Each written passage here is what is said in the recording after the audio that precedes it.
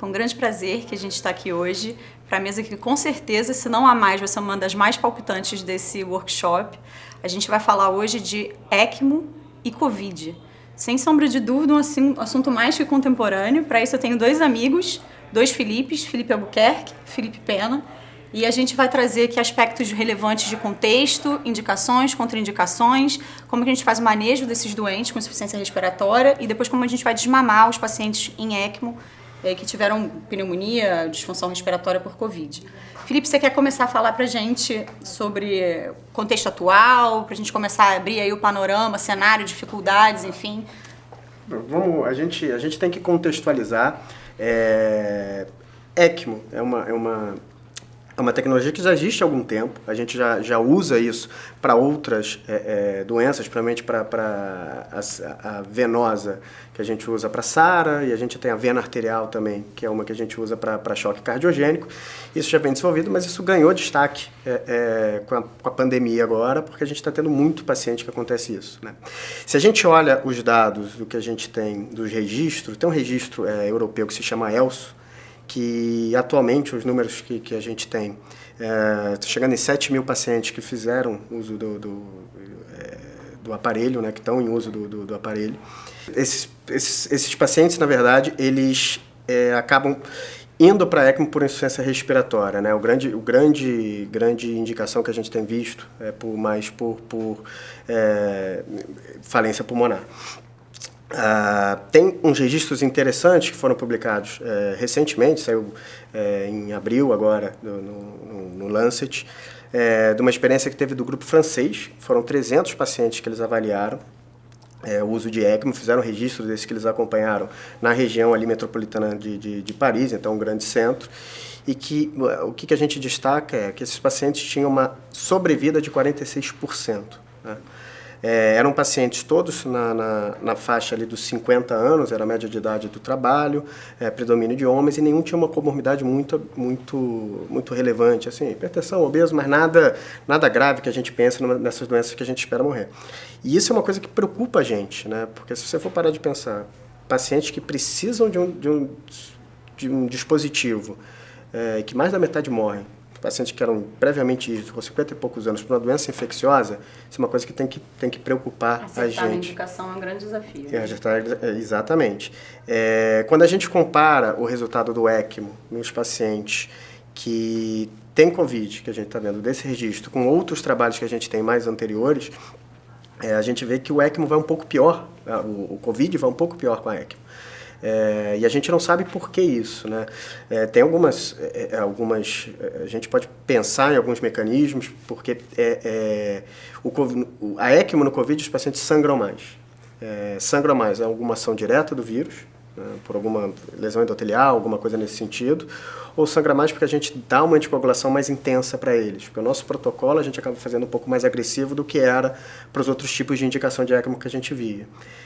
Esses pacientes complicam com mais infecção, esses pacientes têm mais tromboembolismo pulmonar, então é um contexto que a gente pensa, o ECMO no Covid ele vai um pouco pior, acho que por conta da gravidade da doença mesmo a gente não tem nenhum tratamento específico, né? A gente não tem nada específico que a gente possa fazer, e tudo se resume basicamente suporte. A gente está aprendendo muito sobre isso. Sem dúvida, são desafios da doença, né? Eu acho que dessas dificuldades todas, a pandemia, com todas as suas dificuldades, foi uma grande oportunidade da gente revisitar a ECMO veno-venosa como um grande tema, desmistificar um pouco o suporte como método realmente terapêutico disponível e que, quando bem indicado, seguindo os critérios que a gente vai seguir aqui na sequência falando, você tem um impacto em sobrevida, sem sombra de dúvida, que são doentes muito graves e que morreriam se não tivesse acesso ao suporte.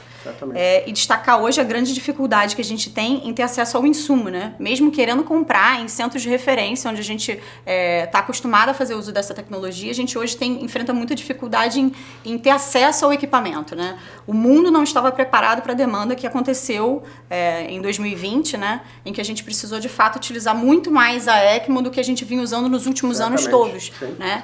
Então, isso hoje é uma grande limitação. Então, a gente segue aqui com as indicações, eu acho que discutindo exatamente essa dificuldade em em escolher adequadamente os pacientes, né, para a gente de fato ter um impacto positivo na sobrevida. E é interessante falar, já que entrando esses trabalhos também mostram, né? Isso é até uma coisa que na recomendação, no editorial, eles fazem isso nesse artigo recente, grupos de excelência, né? Porque o ECMO não é uma máquina que eu ligo ali e aquilo, tá precisando de ECMO, vamos ligar aqui e esse paciente vai milagrosamente curar. Isso é uma coisa que precisa de experiência, né? Precisa de ter uma equipe disponível, expertise, né? equipe Porque disponível. você vai ter que ficar 24/7 colado aí, pelo Exatamente. menos. Então, e o resultado é melhor. A gente tem desses registros, a gente tem que o resultado, onde é um centro de alto volume, é melhor. Então, de repente, até essas equipes de ECMO dedicadas que vão aos lugares, né? Faz todo sentido para melhorar o resultado, porque é uma técnica que é muito, muito boa para esses pacientes, mas que precisa de expertise. Não é qualquer lugar que faz, não é qualquer um que consegue fazer. Se a gente quiser contextualizar adequadamente, assim, para quem que a gente indicaria a ECMO? Aí vamos pensar, acho que mais na ECMO veno-venosa mesmo, né? Que a gente teve casos, lógico, de suporte veno-arterial no contexto da Covid, mas os resultados são pequenos, a experiência da literatura é menor de evidências, então acho que a gente pode se concentrar mais no veno-venoso mesmo. Falando de VV, né? O VA que você falou são ali 4, 5%, por isso que é tão pouco, né? Então, a gente vê disfunção cardíaca, mas não eventualmente chocado, precisando de um suporte adicional.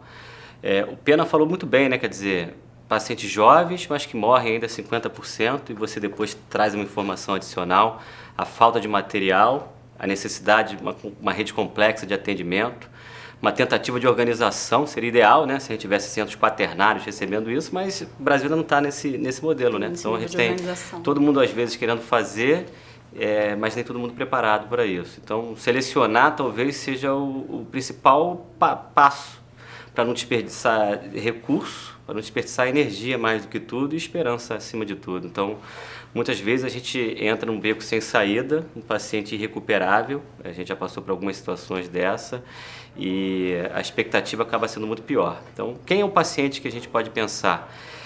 Primeira idade, fator fundamental, né? Tem um score de risco que a gente usa desde o tempo de não-Covid, que eu continuo usando, acho que você também continua usando, que é o Save Score, né? O Save, você entra na internet, qualquer coisa, você vai ter lá, Save de salvar mesmo o score. E ali a gente tem, historicamente, uma sobrevida estimada acima de 50% para poder você pensar em indicar, né? Então ali vai ter todas as comorbidades, o tempo de ventilação e tudo. E hoje, na média, né, esse registro da ELSO, que o Pena estava se referindo, estava botando aquele paciente com 50 anos de idade, na sua grande maioria ali no terceiro dia de intubação.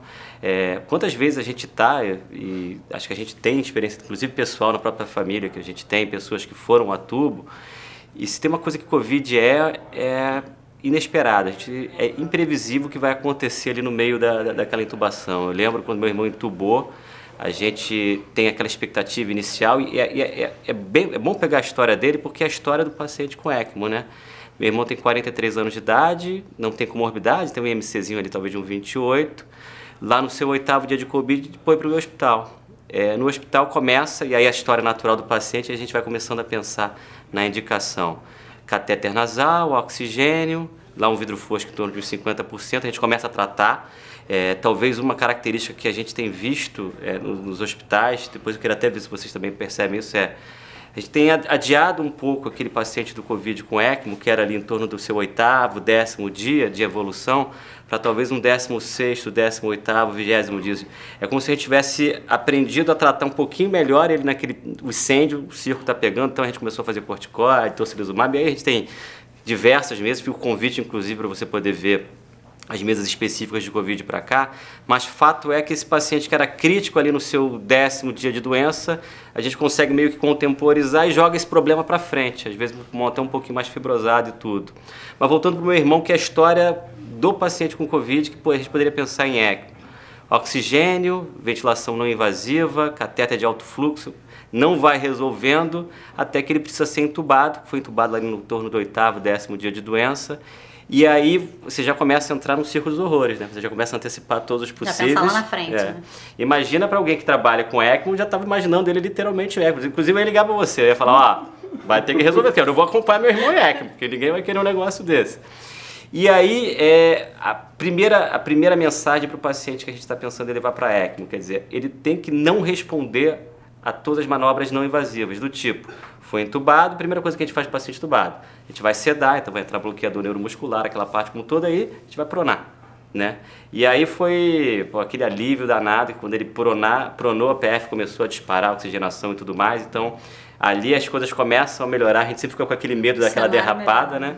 E aí o paciente do ECMO ele não melhora, então a gente prona, esse paciente continua evoluindo de uma maneira ruim. Então, historicamente, pelo registro, a gente tem um terceiro dia de tubo. Então, é talvez aquele tempo que você está mexendo em PIP, pressão de platô, FO2 para um lado, FO2 para o outro. Recruta, né? Tentando lavar, recrutar e tudo mais. E ele não vai respondendo. E aí, talvez seja uma primeira mensagem que, ali nesses teus 3 primeiros dias de ventilação, vai ter uma hora que você ainda tem uma expectativa de que possa ter alguma resposta. Você vai ligar um óxido nítrico também, então na nossa ordem, né? Bloqueador neuromuscular, a prona, o óxido nítrico, a refratariedade, mas talvez ali entre a prona e o óxido nítrico você já tem que começar a dar o estalo de que de repente esse paciente é para ECMO. E aí vale a mesma coisa que vale para o pessoal que não está em ECMO, né? Ativar o time de ECMO, ativar o time de choque. Eventualmente esse paciente vai ser avaliado pela equipe, vem a cirurgia cardíaca, a gente discute com os outros especialistas e tudo, porque esse pacote ali leva em torno de umas 12 horas, né? Dificilmente você vai estar com todo mundo pronto. Né? Um cenário porque maravilhoso. Hoje em dia tá difícil a gente ter acesso, mesmo querendo muito. Não estou nem falando aqui da ausência do material, estou falando com o material, tudo pronto, foi tão grande 12 horas. que você não consegue acessar. E aí, nessas 12 horas, que são aquela parte que a gasometria está despencando, você está tentando fazer de tudo, a gente tem aqueles parâmetros básicos, né? PCO2, pH, a PF, né? Aqueles números machos, PF 80 ou 50, um PCO2 maior do que 60, uma acidose com pH pior do que 7,25. E aí a gente entende ele realmente como refratário, e aí a gente começa a desenhar a estratégia de ECMO. Então, acho que pensando em indicação, primeiro no perfil do paciente, acho que o SAVE Score ajuda muito. Segundo, a gente pensar em cumprir essas etapas, né? Isso está em guidelines, isso está na prática, a gente passa especificamente por isso, tubo, ajuste de sedação com bloqueador, prona, óxido nítrico, e aí a gente tem esse pacote aqui que gira entre 12 e 72 horas para a gente poder estar ativando o time de ECMO e colocando o time de ECMO. Né? Então, para fechar, assim, se a gente quiser ser bem específico em critérios, para ficar uma coisa mais marcada, a gente contraindica a ECMO em algum cenário? Assim, sim, né? Acho que idade é um marcador, a gente não tem um número mágico, acima de tantos anos a gente não indica mais, mas aí é o bom senso, né? Acho que a gente vai ter que individualizar, sabendo que para idades mais avançadas a gente tem uma resposta pior, né? Um prognóstico pior frente a essa tecnologia. Doentes que tenham comorbidades que limitem a sobrevida aí para a gente evitar a indicação fútil de uma tecnologia cara, dispendiosa, que vai aumentar expectativas, vai prender a equipe, membros de equipe que estão raros e escassos hoje em dia, insumos, enfim, né? E as contraindicações da anticoagulação, né? Basicamente, síndromes hemorrágicas ou quaisquer outras contraindicações da anticoagulação, já que a anticoagulação plena é fundamental e indispensável para o método. Acho que é legal a gente contextualizar ECMO no Brasil para a COVID, que a gente tem que ter na cabeça que é ponte para recuperação. Sim. Né? A gente não tem expectativa de transplante pulmonar. A gente já tentou entrar em alguns cenários que aí entra o ECMO e eventualmente a gente começa aquela expectativa que aquele pulmão vai recuperar ou não. Não se faz, né? Muitos raros. Tem sempre a experiência do Sul, que talvez alguém consiga, mas na prática eu não conheço nenhum. Até aqui no estado agora a gente tem 2 centros habilitados a transplantar o pulmão, mas eu acho que o maior desafio aí nesse caso é quando indicar o transplante, né? Porque a recuperação do pulmão para ECMO ela é mais tardia. Então você vai sustentar aquilo ali até quando, esperar até qual momento para recuperação para pensar em transplantar, né? A logística é realmente muito difícil, um pouco fora da nossa realidade, mas existe, né? E indicando, só fechando os critérios, então, a gente vai seguir toda a sequência lá de bloqueador neuromuscular, recrutamento, prona, e aí a gente vai indicar ECMO se a gente estiver dentro daquela golden hour, né, nas 6 horas com uma PF menor do que 80, né, para as insuficiências respiratórias hipoxêmicas, ou menos de 50%, 50 de PF 3 horas, ou nas insuficiências respiratórias hipercárpnicas, se a gente tem um pH menos de 7,25 com uma PCO2 maior do que 60. Então, só para fechar aí, critérios de indicação e contraindicação. Manejo, vamos passar para manejo? Quais foram assim, as dificuldades em que vocês tiveram maiores no manejo desses pacientes? A gente teve até, curiosamente, por mais que tenha sido 4% só de VA, médico, né? Aliás, médico, como médico complica, né? A gente lembra de alguns médicos em ECMO. uma paciente que também, né, 40 e poucos anos de idade, sem comorbidade nenhuma, até o Pena também estava lá no hospital nessa época, e ela realmente evoluiu com choque. Então, a gente tem sempre complicações ali relacionadas ao manejo local, sangramentos, hematomas. A gente tem visto muita trombose, né? Embora todo mundo fala hoje de trombose anticoagulante, né? A gente está careca de saber isso.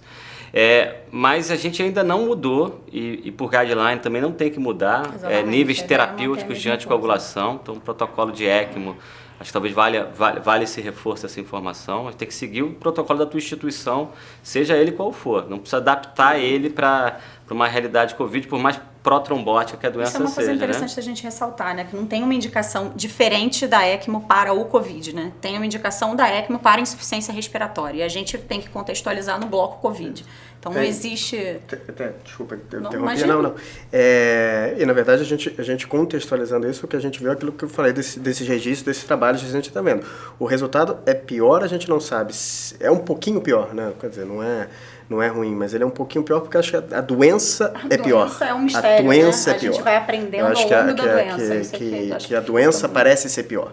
Então, por isso que a gente tem um resultado um pouquinho, se for olhar no ECMO não Covid, né, 60% de sobrevida, no ECMO Covid 45, 50%, você cai uns 10% ali, mas porque a doença é ruim, as pessoas sangram mais, complicam mais, pelo menos não sei se é porque a gente está com um volume tão grande, a gente está vendo, a gente nunca viu tudo isso, e a gente está tendo um viés por causa disso, ficou mais comum, ficou mais o dia a dia. Você falou em sangramento, e aí, de novo, um médico em Covid que a gente perdeu com AVC hemorrágico, né, que é mais comum também esse tipo de doença. 12% no registro, era 12% de complicação de hemorrágico, de sangramento intracraniano, nesse trabalho francês, e quando a gente pegava o estudo de 2018, muito, né? pré-Covid, que é 12%, era 2%. Deve ter alguma coisa, isso a gente não sabe ainda, alguma disfunção endotelial, alguma coisa, a gente vai saber daqui a 10, 15 anos, quando a gente for estudando. A gente vai parar para ler dos mecanismos que o pessoal suspeita que ocorra, é que você tem ali uma deficiência de antitrombina 3, quando você vai tentar jogar um pouco mais de heparina para anticoagular, ele vai criar problema dos dois lados, mais protrombótico, também mais, eventualmente mais sangramento, né? Então, é uma realidade que a gente passa. Então, você falou em complicações de manejo, acho que sangramento é um deles. Eu acho que a gente pode falar um pouco do circuito, não sei se isso vai ser uma coisa bem difundida, então se está todo mundo alinhado com o que é o sistema da ECMO, né? Então, a ECMO é um sistema de suporte circulatório, que na verdade dá suporte tanto ao coração, quando necessário, pelo sistema veno-arterial, quanto para o sistema ventilatório sempre, no sistema veno-venoso e no sistema veno-arterial. A gente tem uma máquina, um circuito fechado, onde uma bomba faz um fluxo de sangue contínuo, né, com forças centrífugas que vão puxando o sangue do sistema, no caso do veno-venoso, do sistema venoso pela cânula que a gente chama de venosa, que é a cânula de aspiração, joga esse sangue sujo para dentro de uma membrana que é capaz de oxigenar o sangue sujo, né? E vai ser nessa membrana que a gente vai trabalhar velocidade e fluxo de gases para a gente controlar níveis de oxigenação e remoção do gás carbônico em excesso, né? E isso é uma coisa extremamente dinâmica, que a gente vai mudando ali de parâmetros o dia todo.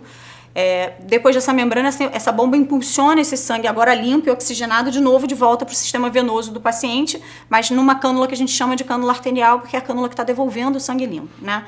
Então, esse é o sistema da ECMO. A gente controla aí a temperatura do paciente no sistema, né, que são coisas que a gente tem que ficar ligados aí no manejo, para o melhor funcionamento dessa membrana, desse circuito, para a gente evitar a trombose do sistema e aumentar a patência da tecnologia, o tempo de permanência e de duração dessa membrana, a gente precisa anticoagular plenamente o paciente. E aí um primeiro desafio, né, com uma gama de... pergunta, já que você entrou nessa parte. Porque frequentemente a gente está na jornada do ECMO e o paciente começa a sangrar.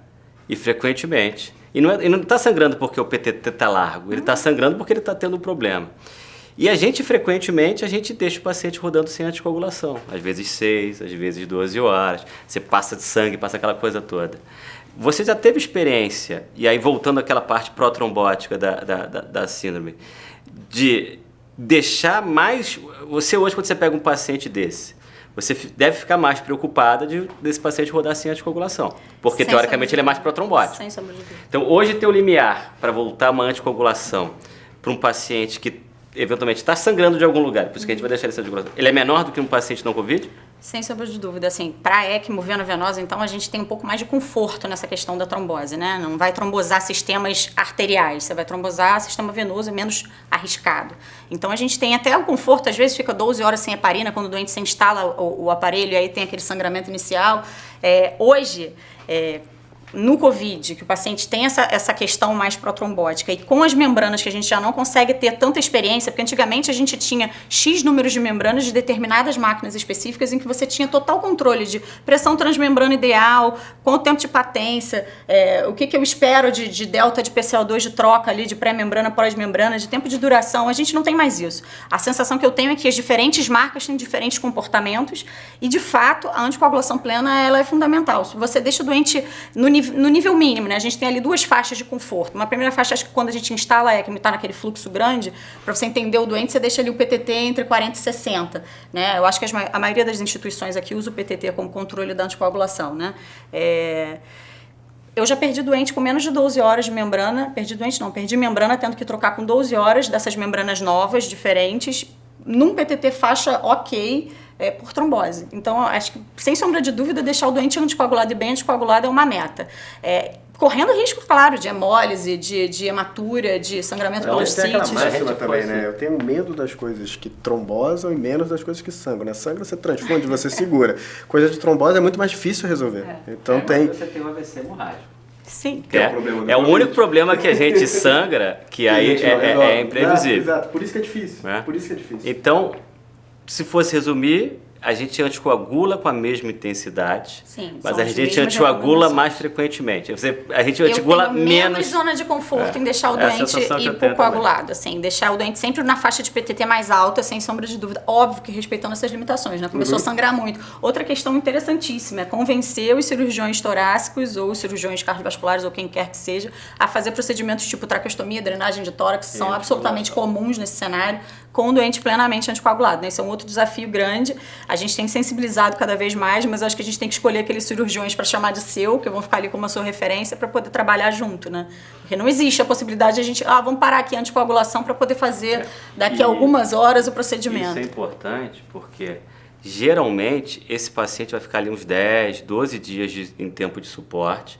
E se a gente fosse agregar ali os 3 ou 4 ou 5 dias que ele estava antes no tubo, esse paciente já está vencendo ali aqueles 15 dias. E ele não vai sair aquela coisa maravilhosa, vamos sair para estubar, vai sair andando, não. Ele vai voltar para o respirador, provavelmente com pressões altas de enchimento. Então ele ainda vai ter ali umas 7, 14 dias. Então, frequentemente, acho que nesse registro, acho que uns 30%, se eu estou enganando, ele vai ganhar uma traqueostomia. E frequentemente isso vai ser feito com anticoagulação, ele vai ter complicação, vai ter dreno e daí por diante, né? Acho que os centros de referência para ECMO são importantes para isso, né? Nesses centros tem que ter aqueles cirurgiões que vão ser capazes de agir nesse cenário mais hostil.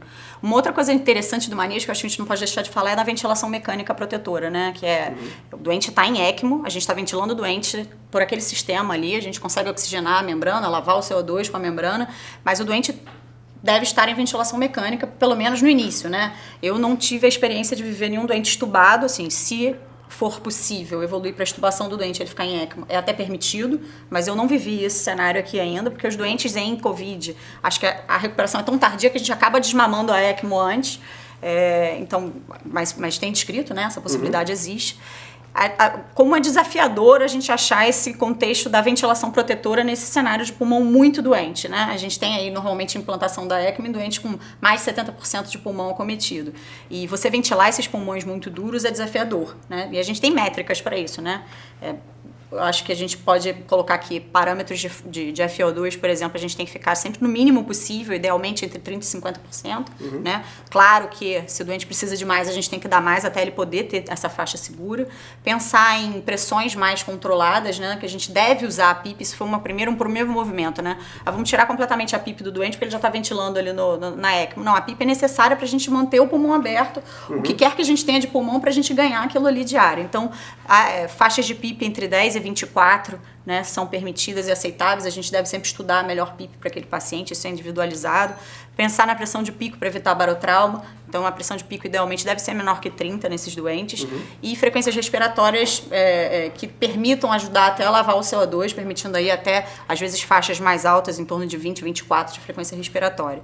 Então, lembrar que isso é importante, a despeito do doente estar ali bloqueado e ventilando na máquina, que a gente deve trabalhar com faixas de ventilação protetora. Você falou muito de suporte, né? Quer dizer, aliás, até um detalhe que você passou anteriormente, mas vale a pena falar.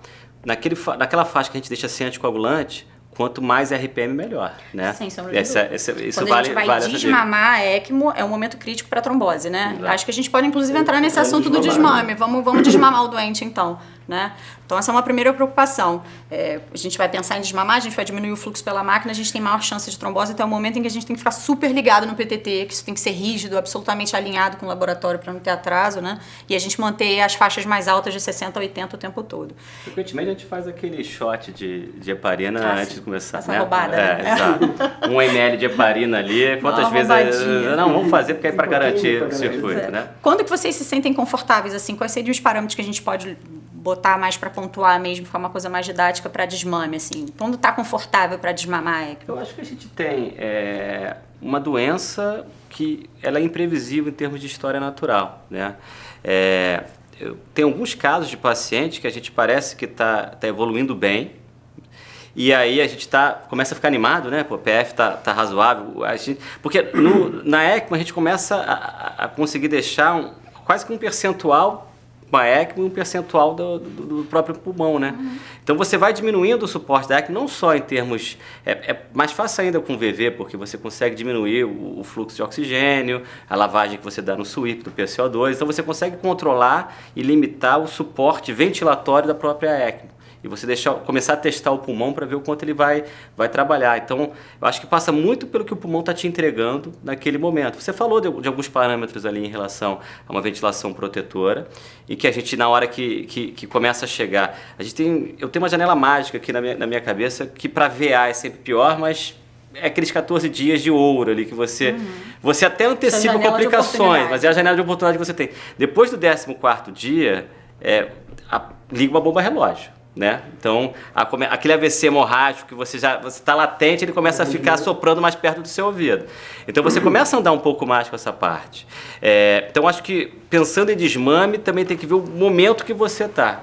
Qual o conforto que você tem. Você vai ter paciente até 30 dias? Vai. Você vai ter pacientes até mais do que isso.